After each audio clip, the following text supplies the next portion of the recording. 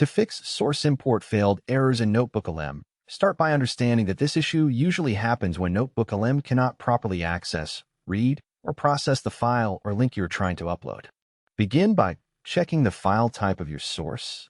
NotebookLM works best with supported formats like PDF, Google Docs, and certain web pages. If your file is in an unsupported format or corrupted, convert it into a clean PDF or Google Doc and try uploading again.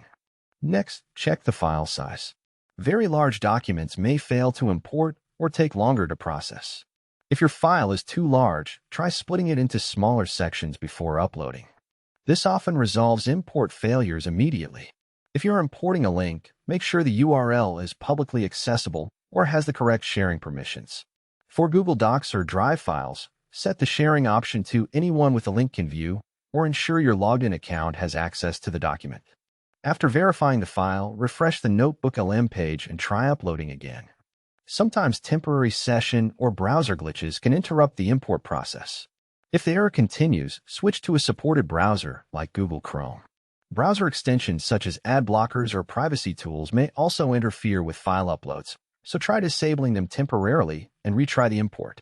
You can also clear your browser cache and cookies, then log back into Notebook.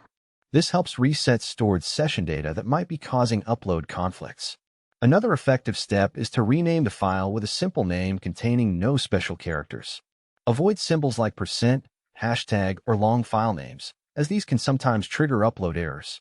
If none of these steps work, try downloading the source file again from its original location, then re-uploading the fresh copy into NotebookLM.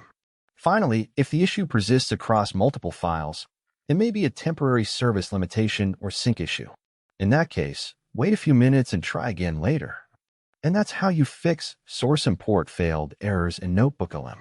Check file format and size, ensure proper access permissions, refresh your session, and retry with a clean upload to resolve most import issues.